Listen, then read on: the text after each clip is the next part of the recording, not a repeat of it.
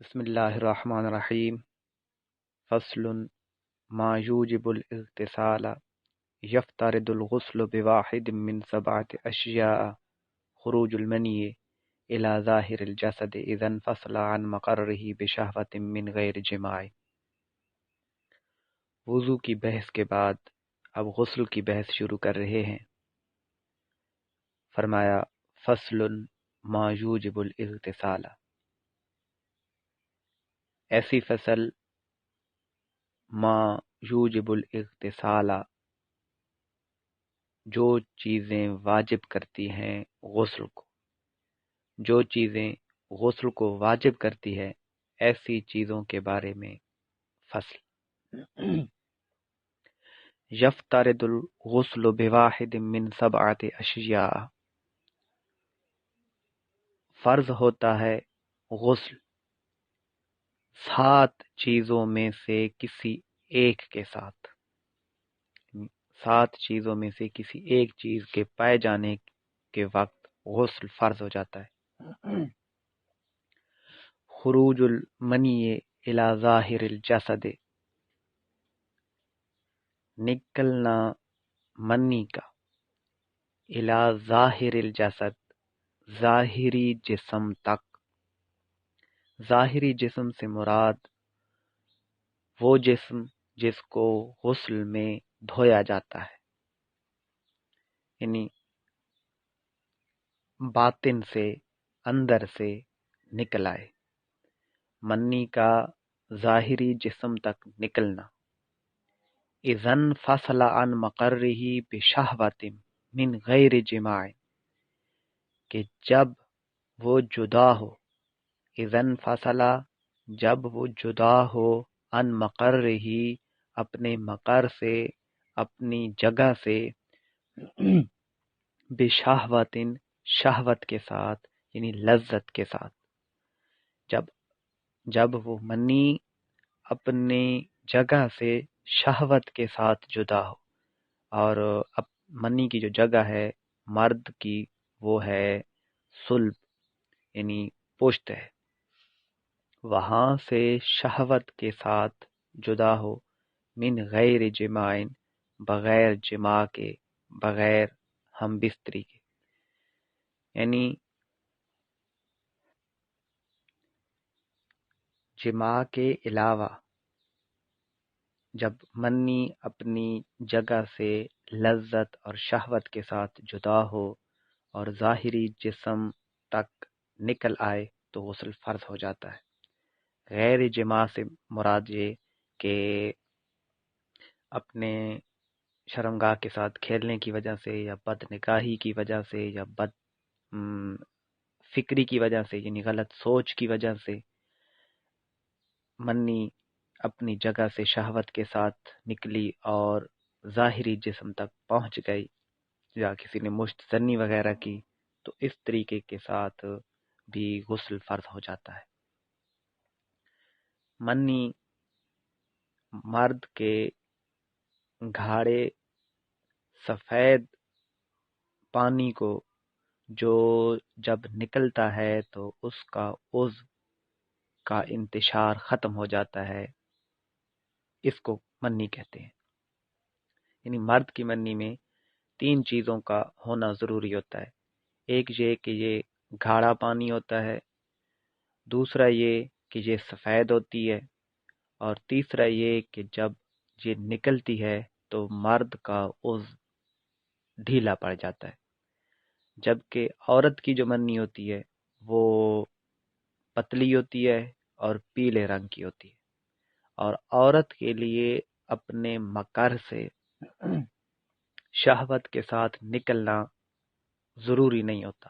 مرد کے لیے یہ شرط ہے کہ شہوت کے ساتھ اپنی جگہ سے جدا ہو، یعنی فرض کیا مرد کی منی اگر وزن اٹھانے کی وجہ سے، دوڑنے کی وجہ سے، یا کودنے کی وجہ سے نکلی تو غسل فرض نہیں ہوگا، اس لیے کہ وہ اپنی جگہ سے شہوت کے ساتھ نہیں جدا ہوئی۔ لیکن عورت کی منی میں شہوت کے ساتھ نکلنا شرط نہیں ہے۔ علامہ طحطاوی لکھتے ہیں کہ فرض کیا کوئی عورت اگر نہائی اور نہانے کے بعد پھر اس کی شرمگاہ سے منی نکلی، یعنی پیلا اور پتلا پانی نکلا، تو وہ غسل کا اعادہ کرے گی۔ اب یہاں اگرچہ شہوت کے ساتھ اس کی منی نہیں نکلی، لیکن پھر بھی اس پر غسل فرض ہوگا۔ وَتَوَارِي حَشْفَةٍ وَقَدْرِهَا مِن مَقْطُوعِهَا فِي أَحَدِ سَبِيلَيْ آدَمِيٍّ حَيٍّ۔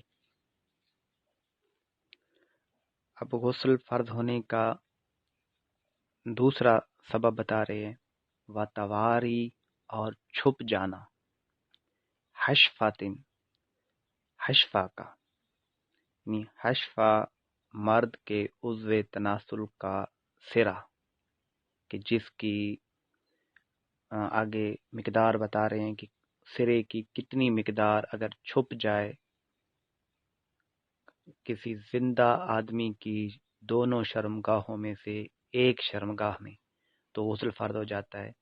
وَقَدْرِهَا مِن مَقْطُوعِهَا، وَقَدْرِهَا اور اس کی مقدار، یعنی حشفہ کے چھپ جانے کی مقدار، مِن مَقْطُوعِهَا اس کی کاٹی ہوئی کھال جتنا، مِن مَقْطُوعِهَا اس کے کٹا ہوا ہونے جتنا، کٹا ہوا ہونے سے مراد کہ مرد کے عضو تناسل کے سرے کی جو کھال کٹی ہوئی ہوتی ہے، وہ سرا اگر چھپ جائے، فی احد سبیلے دو رستوں میں سے کسی ایک میں، آدمی حی زندہ آدمی کے،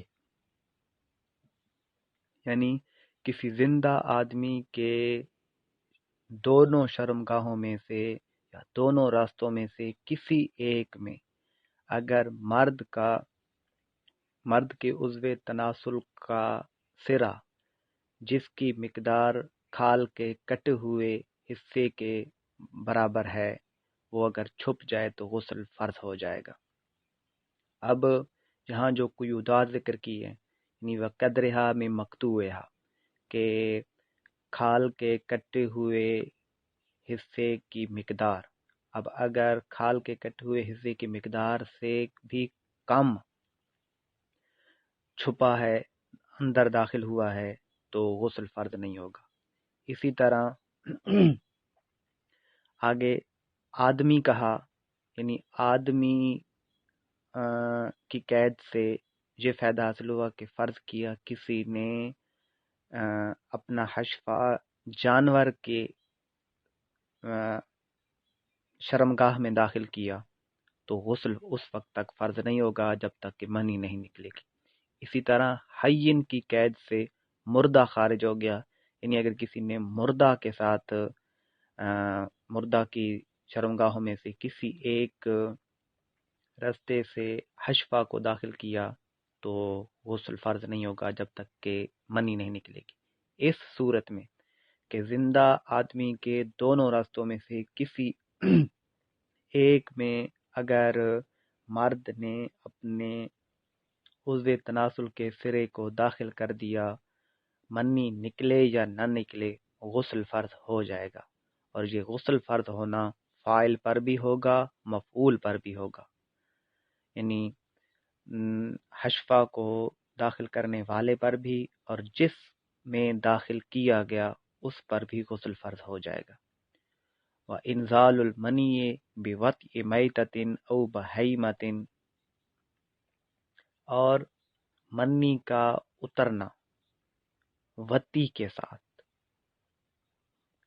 میتتن او بہیمتن مردہ یا جانور، یعنی مردہ یا جانور کے ساتھ وطی کے ذریعے منی اتری تو غسل فرض ہو جائے گا۔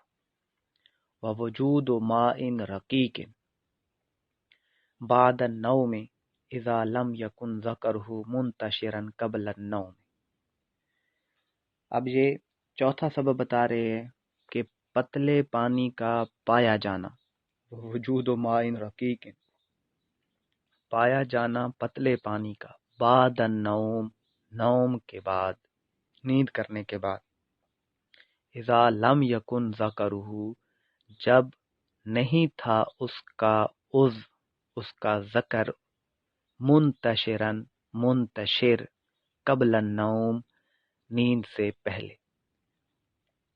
جب کسی مرد کا نیند سے پہلے عضو منتشر نہ تھا اور نیند کے بعد اس نے اپنے جسم پر پتلا پانی دیکھا، تو جب پتلا پانی پایا گیا تو اس پر غسل فرض ہو جائے گا.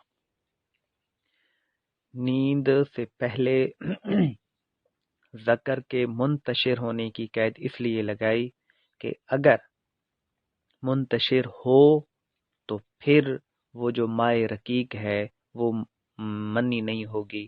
پھر اگر نیند سے پہلے ذکر منتشر ہو تو پھر مزی کے پائے جانے کا بھی اندیشہ ہے کہ یہ مزی ہوگی.